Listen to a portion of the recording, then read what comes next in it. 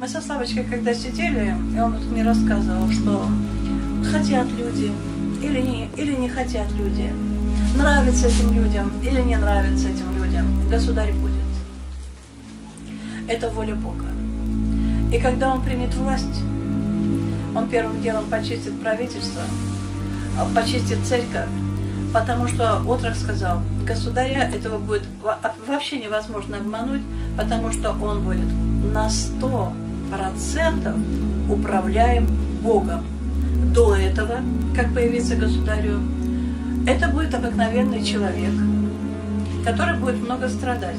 Он будет думать, что-то похоже на то, что вроде как ему быть государем. И в то же время он будет думать, да ну, типа, что это за мысли такие посещают. Вот не может быть такого. И вот это у него будет долго, он будет долго мучиться. И в какой-то момент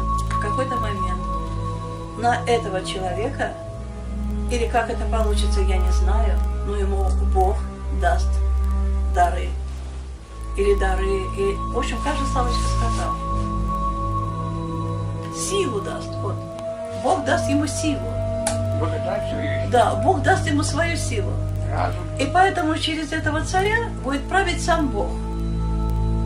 Славочка сказал, что этот государь будет на 100% в государственных делах управляем Богом. Но он подчеркнул, что на 100% в государственных делах будет управляем Богом. И что ему будет очень тяжело. Ему достанется государство разрушенное. Ему достанется государство без света, без газа, без керосина.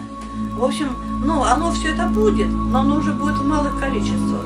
То есть ему достанется очень тяжелая Россия. И поэтому и соблазняться о нем будут многие.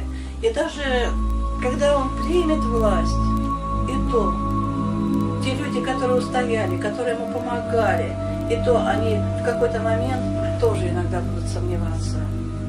В общем, и он еще проявит жестокость в некоторых случаях. Как Славочка сказал, он как человек дрогнет, как человек. Ему будет очень тяжело, как человеку. Но как раб Божий, он выполнит приказ Бога. Да, он примет власть, ему будет очень тяжело, и он даже перестанет улыбаться. Хотя до этого, он говорит, будет более-менее такой веселый. Иногда. Нормальное такое, по характеру. А потом станет жестким. Вот. Но Славочка сказал, что я, государя, увижу уже готового. За него страдать будут другие люди, не я. Я уже увижу его самого, готового. Да. То есть и он предсказал, что вы будете помогать, да, еще ему? Да, Славочка сказал, что да. Что я еще буду живая, и мне придется ему помогать, у него будет очень тяжело.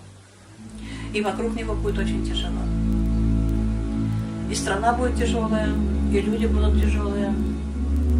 И даже те, кто сохранится, те, кто не примет чипа, и вот когда он будет некоторые приказы Бога выполнять, и даже они все-таки будут осуждать его.